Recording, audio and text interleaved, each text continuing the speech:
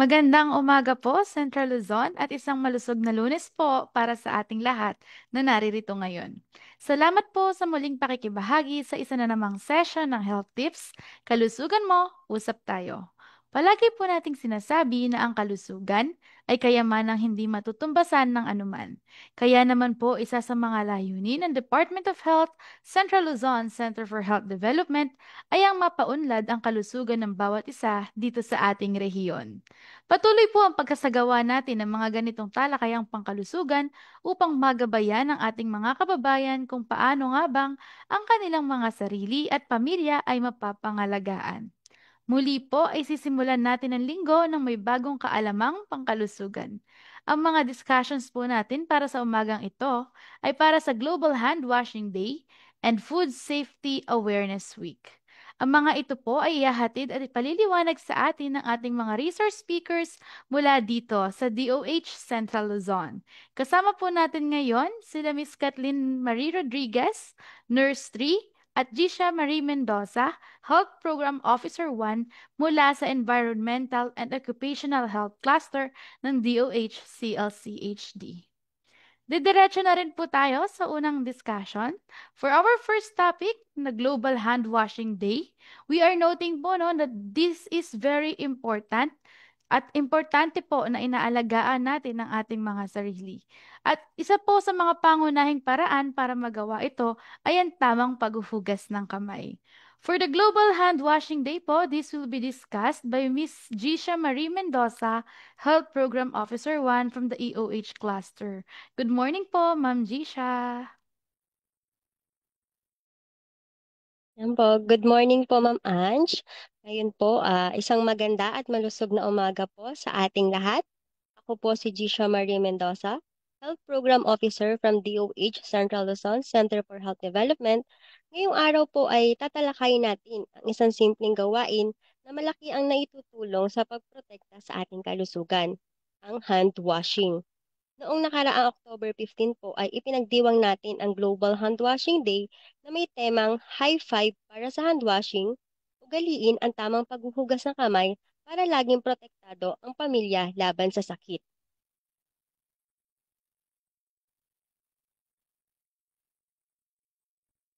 Ayan po.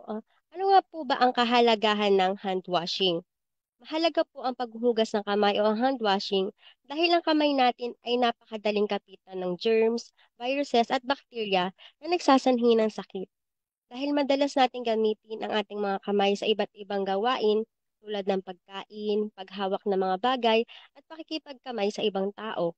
Kapag hindi tayo naguhugas ng kamay ng maayos, maaaring mailipat natin ang mga mikrobyo sa ating bibig, ilong o mata na nagiging dahilan ng pagkakasakit gaya ng trangkaso, sipon at pagtatae. Tuwing kailan po ba dapat tayo naguhugas ng kamay? Madalas po ay naguhugas lamang tayo ng kamay kapag may nakikitang dumi o pakiramdam natin ay marumi na ito. Ngunit mahalaga na matutunan natin ang paghuhugas ng kamay ay hindi lamang ginagawa kapag may nakikitang dumi, kundi lalo na sa mga pagkakataong maaaring hindi halata ang mikrobyo. Kaya hanggat maaari po ay ugaliin nating maghugas ng kamay bago at matapos magluto at kumain, pagkatapos gumamit ng palikuran, pagkatapos maglaro sa labas, pagkatapos humawak ng mga laruan at iba pang mga bagay, pagkatapos bumahing o umubo sa kamay, at pagkatapos po maglinis ng kapaligiran. Ilan lang po ito sa mga halimbawa ng mga sitwasyon na dapat na ugaliin po natin na hugasan ng ating kamay. Ngayon naman po, ano po ba ang tamang proseso ng paghuhugas ng kamay? Ayon po sa World Health Organization, kinakailangan tumagal ng 40 hanggang 60 seconds ang wastong paghuhugas ng mga kamay. Katumbas ito ng pagkanta ng happy birthday ng 2 beses. Ang step-by-step na proseso ng tamang paghuhugas ng kamay ay una po, basain natin ang kamay gamit ang malinis na tubig. Pangalawa ay maglagay ng sapat na dami ng sabon. Pangatlo, kuskusin ang mga bahagi ng kamay sa loob ng hindi bababa sa 20 segundo. Tiyaking makukuskus ang palad, likod ng kamay, pagitan ng mga daliri, mga kuko at ilalim ng kuko, hinlalaki, at ang pulsuhan. Pwedeng kantahin sa isip ang happy birthday ng 2 beses para masigurong hindi bababa sa 20 segundo ang pagsasabon. Pagkatapos nito, ay banlawan ng maigi ang mga kamay sa umaagos na malinis na tubig. Kuskusin ito sa parehas na paraan ng pagsasabon. At panghuli, gamit ang malinis na tuwalya o tissue, patuyuin ang mga kamay. Tandaan po natin na mahalagang patuyuin agad ang kamay pagkahugas nito dahil ang basang kamay po ay madaling kapitan ng mikrobyo. Kaya kung hindi ito napatuyo ng maayos, ay parang hindi rin natin hinugasan ang ating kamay dahil pwedeng dumikit ulit ang mga mikrobyo dito. Ngayon naman po, paano po kung walang available po na sabon o malinis na tubig? Maaari po tayong gumamit ng 70% na alcohol at alcohol-based hand sanitizer. Mahalagang paggamit ng 70% na alcohol dahil ito po ang konsentrasyon na pinaka-epektibo para pumatay ng mga mikrobyo, virus at bakterya sa ating mga kamay. Ang ganitong uri ng alcohol ay sapat ang dami ng tubig upang makatulong sa mas mabagal na pag-evaporate nito, kaya mas nagkakaroon ng sapat na oras upang mapatay ang mga mikrobyo. Bukod dito, hindi rin ito masyadong harsh o nakakadry ng balat, kaya mas ligtas at komportableng gamitin sa araw-araw. Ngayon po, nagtataka kayo, bakit po hindi 100% alcohol ang gamitin para 100% din po na effective ito? Dahil po, ang 100% alcohol ay mabilis mag-evaporate, kaya hindi po ito, wala po itong sapat na oras upang patayin ang mikrobyo sa ating kamay. At maaari din po itong makairita o makasira sa balat. Kaya hindi ito gaano epektibo sa pag-disinfect ng ating mga kamay. At mabuti pong ugaliin natin ang magbaon ng alcohol at hand sanitizer sa ating mga bag para mapanatiling malinis ang ating mga kamay kapag nasa labas ng bahay o walang akses sa malinis na tubig at sabon. Ano-ano naman po ang mga sak Ano-ano naman po ang mga sakit na maaring maiwasan sa pamamagitan ng hand washing? Maraming sakit po ang maaaring maiwasan sa pamamagitan ng tamang paghuhugas ng kamay tulad po ng diarrhea at iba pang mga sakit ng tiyan. Dahil ang mikrobyo nagdudulot nito tulad ng E. coli, Salmonella, Shigella, Novovirus ay madalas dulot ng kontaminadong pagkain na nahawakan ng maruming kamay. Kapag hindi naghuhugas ng kamay bago kumain o bago humawak ng pagkain, maaaring mailipat ang mga mikrobyo sa ating katawan at magdulot ng pananakit ng tiyan, pagsuka at pagtatae. Pangalawa po, maaari nating maiwasan ang pagkakaroon ng ubo, sipon at trangkaso dahil ang mga sakit na ito ay madalas na ipapasa sa pamamagitan ng mga patak ng laway o sipon kapag ang isang tao ay may sakit at bumahing o umubo. Kapag ang mikrobyo mula sa patak na ito ay napunta sa mga bagay na hinahawakan natin at pagkatapos ay nahawakan din natin ito, maaari tayong mahawa. Maaari din pong maiwasan, lalo na po sa mga bata, ang pagkakaroon ng hand, foot, and mouth disease. Ito po ay karaniwang sakit ng mga bata sa edad na 10 pababa. Ito po ay naipapasa sa pamagitan ng paghawak sa kontaminadong gamit sa taong carrier nito. Pang-apat po, maaari din po nating maiwasan ang pagkakaroon ng eye infections tulad ng sore eyes or conjunctivitis. Dahil madalas nating nahawakan o napapahid ang ating mga mata nang hindi namamalayan lalo na kapag nangangati ito o kapag pagod na. Kapag marumi ang ating kamay, maaaring mailipat sa mata ang mga mikrobyong nagdudulot ng impeksyon na nagiging sanhi ng pamumula, pangangati at pamamaga ng mata. Kaya mahalagang iwasang hawakan ang mata kung hindi pa nakapaghugas ng kamay. Ilan lamang po ito sa mga sakit na maaaring maiwasan sa simpleng tamang paghuhugas ng kamay. Sa pamamagitan ng regular at wastong paghuhugas ng kamay gamit ang sabon at malinis na tubig o di kaya ay paggamit ng 70% na alcohol kung walang available naman pong tubig, napoprotektahan natin ang ating sarili at ang mga taong nakapaligid sa atin laban sa iba't ibang uri ng sakit. Yun naman po ating talakayin ang mga programa ng DOH kaugnay sa hand washing. Una po ay ang WASH or ang Water, Sanitation and Hygiene. Ang DOH po ay isinama ang WASH, ibig sabihin po malinis sa tubig, sanitasyon at kalinisan bilang isang sa kanilang 8 pangunahing health outcomes na may layuning itaas ang porsyento ng populasyon na may akses sa malinis na tubig mula sa 88% tungo sa 100%.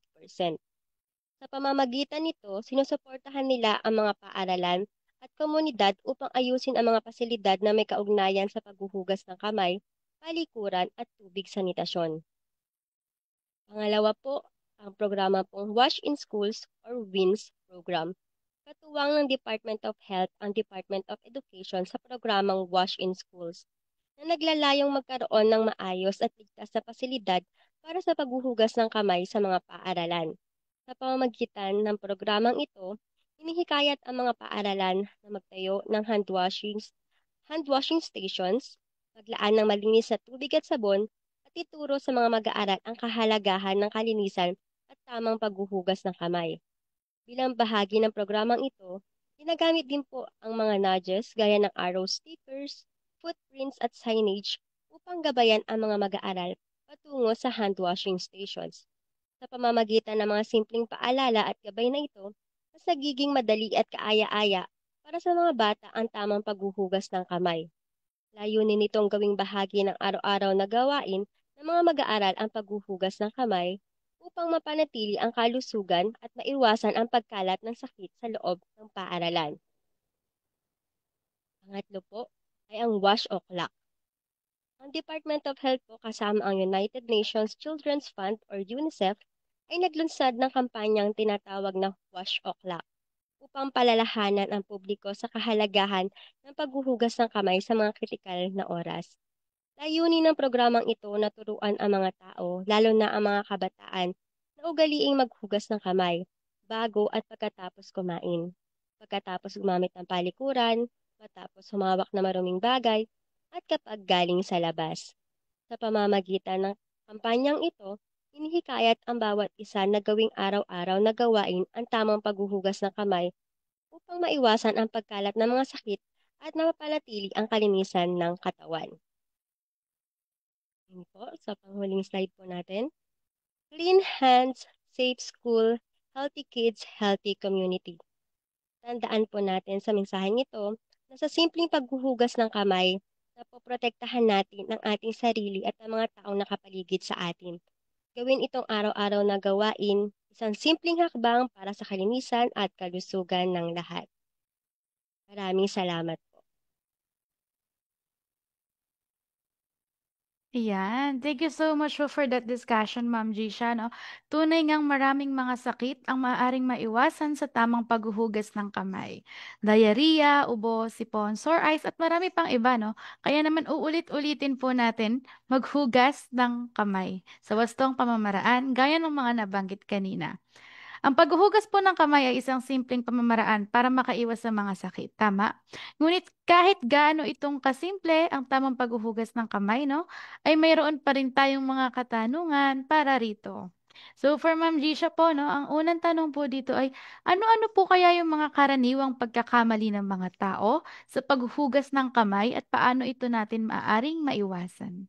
Ayan po. Ang pinakamadalas po na pagkakamali po regarding po sa paghugas ng kamay ay yung paghuhugas ng kamay na hindi sapat na oras o minuto po. Maraming tao po ay nagbubuhos lang ng sabon, kuskus-kuskusan lang ng ilang segundo, tapos agad ay babanlawan na ito. Mahalaga po na tandaan natin na sundin ang tamang proseso ng paghuhugas ng kamay para masigurado po na malinis ito. Tandaan na kukuskusin ang kamay ng 20 to 30 seconds po. Siguraduhin na lahat ng parte po ng kamay ay nakuskus. Palad, likod ng kamay, pagitan ng mga daliri at ilalim ng kuko.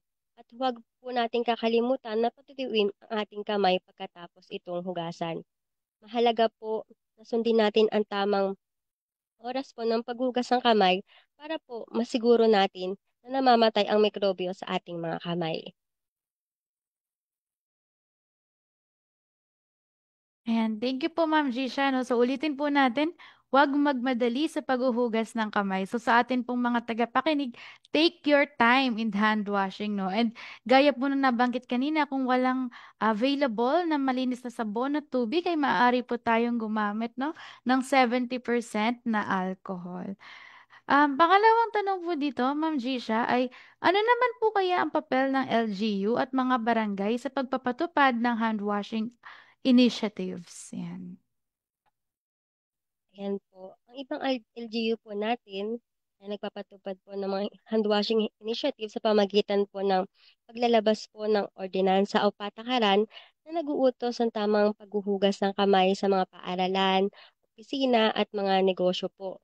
Sinisiguro nila na sinusunod ng mga establishmento at tanggapan ang minimum hygiene standards.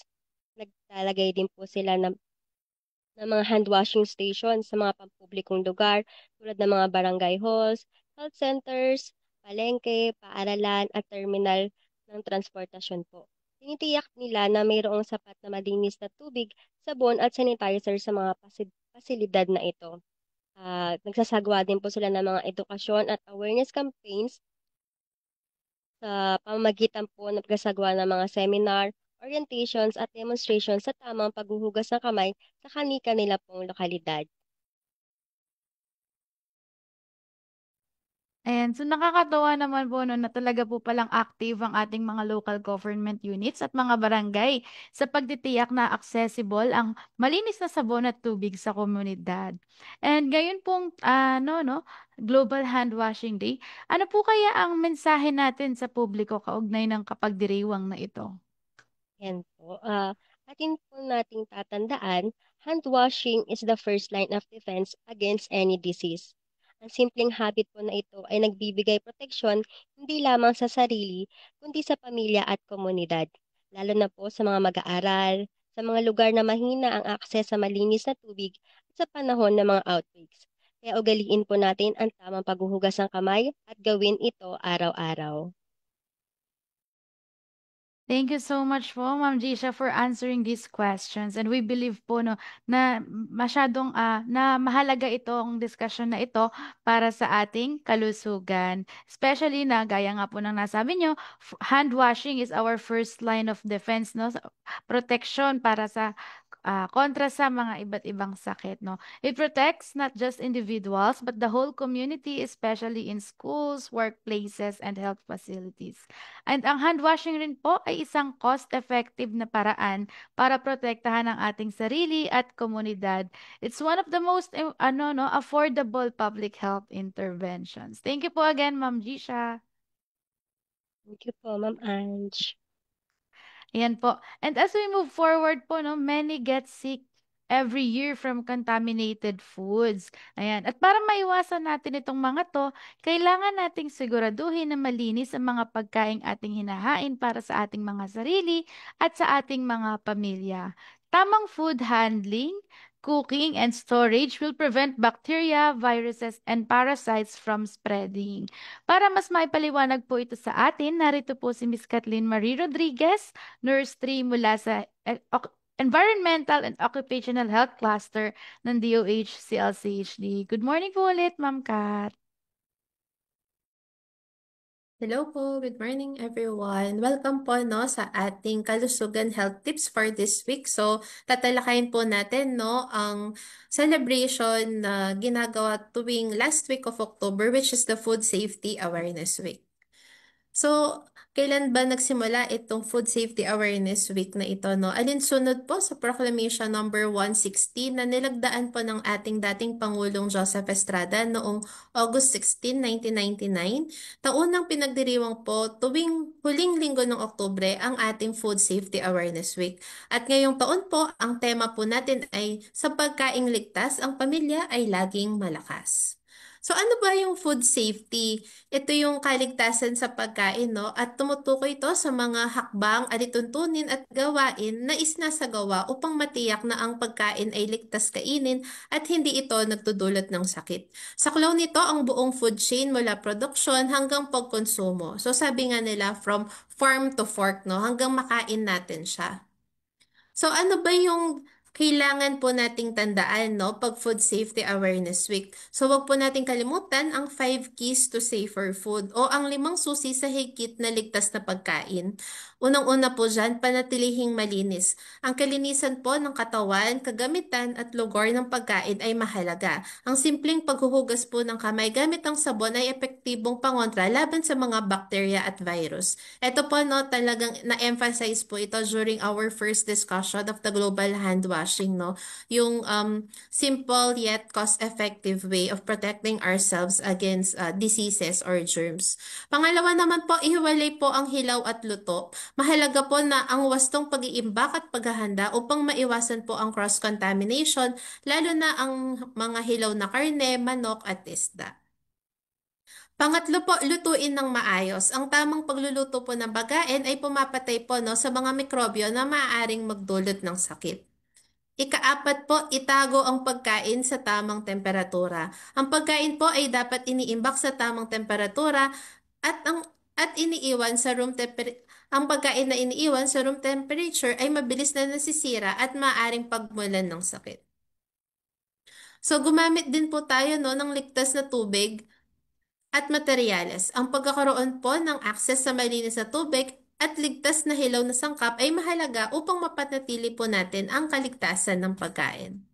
Ang limang susi po sa mas ligtas na pagkain ay simple ngunit mahalagang gabay upang mapanatili ang kaligtasan ng pagkain. Ang pagsunod sa mga prinsipyong ito ay nakakatulong po upang maiwasan ang mga panganib na dulot ng kontaminasyon ng pagkain at mabawasan ang mga panganib ng foodborne illnesses. So ano po ba yung mga panganib at sakit mula sa kontaminadong pagkain? Ang mga sakit po, no, gaya ng cholera, typhoid, hepatitis A ay maaring makuha po mula sa hindi tamang paghahanda o pag-imbak ng pagkain. Ang mga sakit po na ito ay maaring magdulot ng pagsusuka, matinding pagtatae, pananakit ng tiyan, lagnat at dehydration na mapanganib po, no, lalo na sa mga bata, patatanda at may mahinang resistensya or yung mga immunocompromised po natin. So ano po ba yung mga maaaring gawin sakaling makaranas or maranasan po yung mga sakit na ito? Unang-una po dyan, hydration. Siyempre, ang pinakamahalaga po ay mapalitan ang nawalang likido or electrolytes dahil sa pagsusuka at pagtatae. Uminom po tayo ng ORS or yung ating oral rehydration solution or Orisol o malinis na tubig. Kung wala pong available na ORS sachet sa bahay, maaari po tayong gumamit ng homemade Orisol. So, ang preparation po doon ay sa 1 litro ng malinis na tubig. So, ilagay po natin siya sa pitchel, no? Tapos, haluan po natin ng 8 kutsarang asukal at 1 kutsarang asin. Maaari na po yun na gamitin or inumin within the 24-hour period po, no? Para ma-rehydrate po yung ating pasyente or yung tao na nakakaranas ng pagsusuka at pagtatae.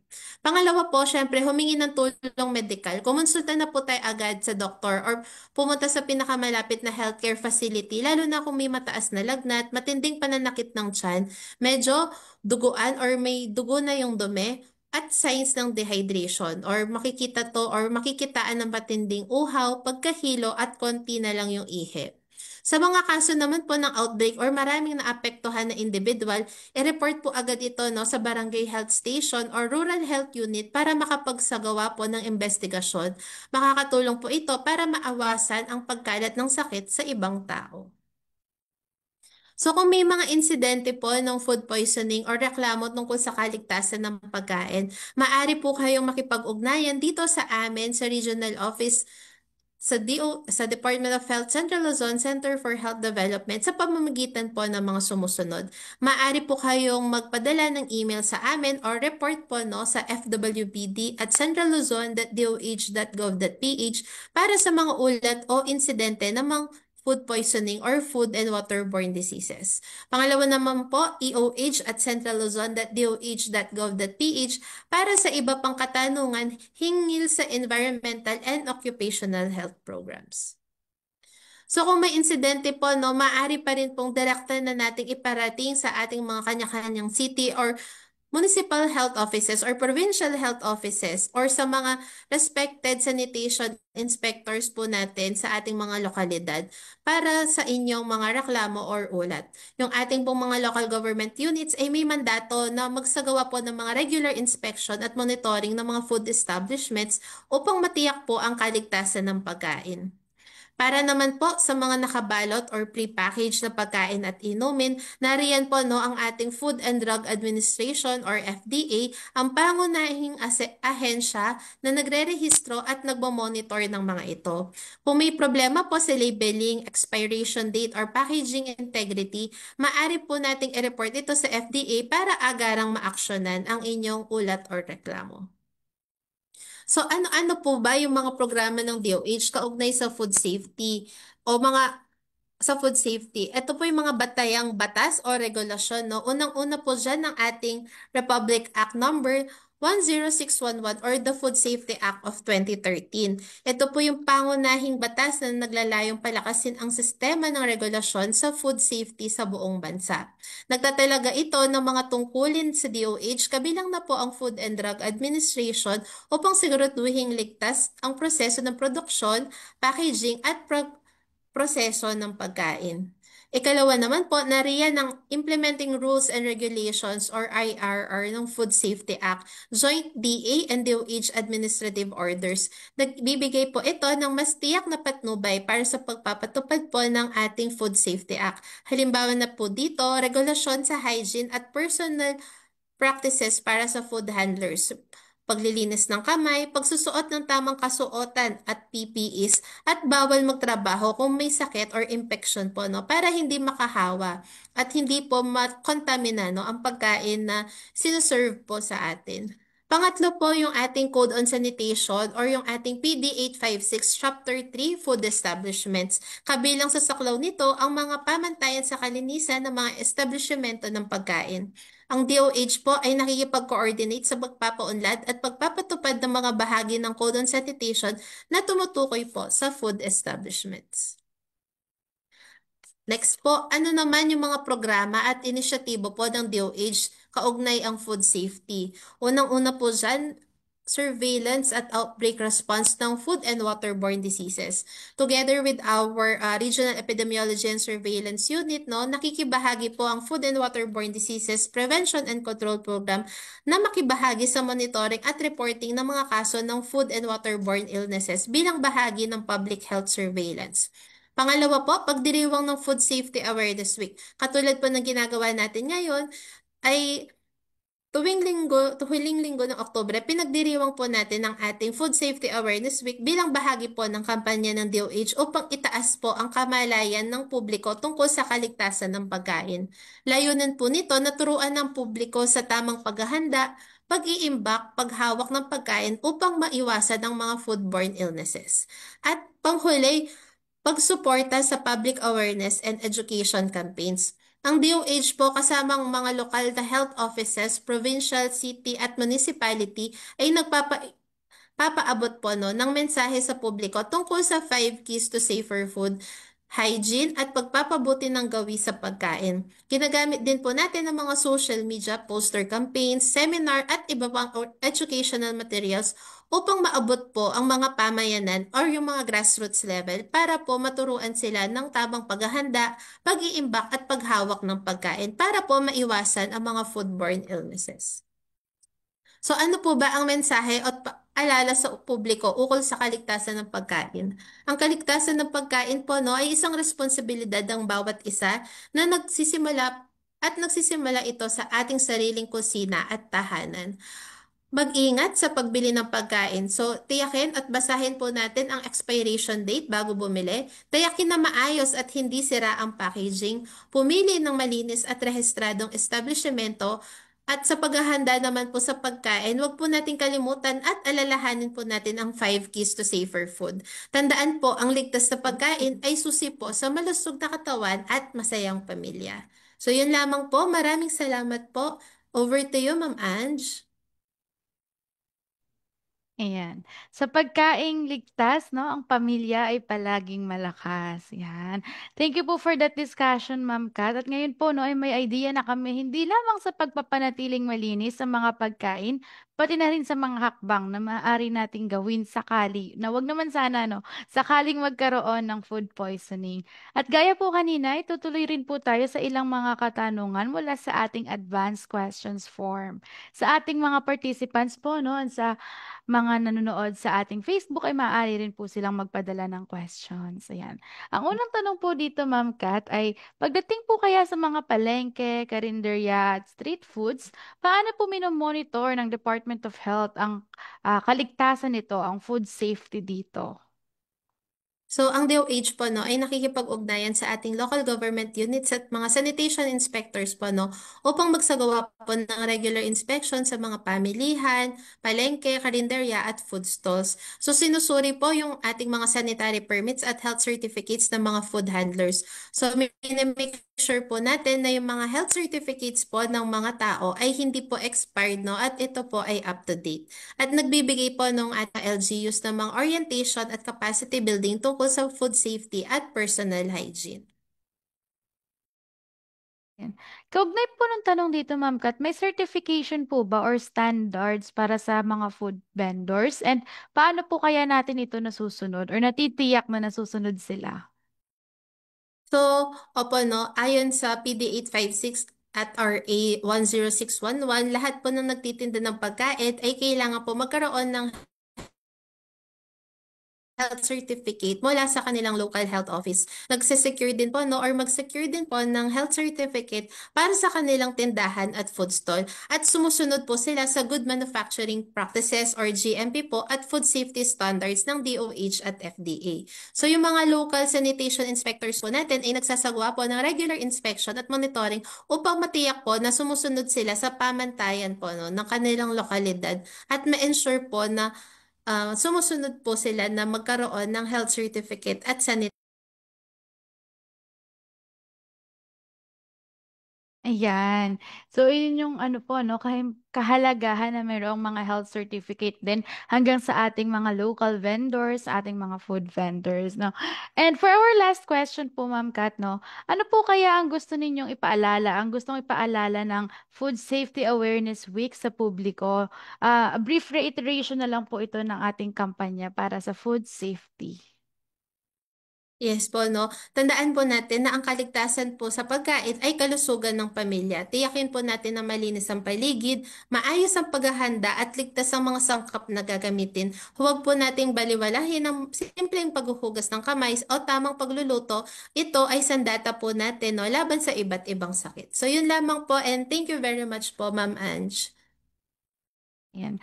Thank you very much po, Ma'am Kat, for answering these questions and for further explaining how important food safety is. So sa atin pong mga participants, kung wala na rin po tayong mga katanungan, ay dito na rin po nagtatapos ang ating talakayan para sa umagang ito. Maraming maraming salamat po sa ating mga resource speakers na nakasama natin today. So again po, we have Ma'am Kathleen Marie Rodriguez and Miss Gisha Marie Mendoza, no, from the EOH cluster.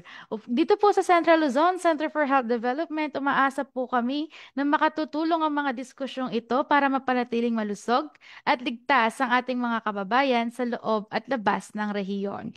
Sana po ay marami kayong natutunan mula sa ating health experts. Maraming salamat po at naway maikalat natin ang mga wastong kaalaman na ito sa ating mga komunidad. Patuloy po tayong magsama-sama sa pagsusulong ng ating kalusugan. Magkita-kita po tayong muli sa susunod na health tip session upang talakhayin ang iba pang importanteng usaping pangkalusugan na kailangan natin para mapanatili nating healthy ang ating mga sarili. Muli po ay isang mapagpala at malusog na umaga sa ating lahat. Dito na po nagtatapos ang ating session ngayong araw.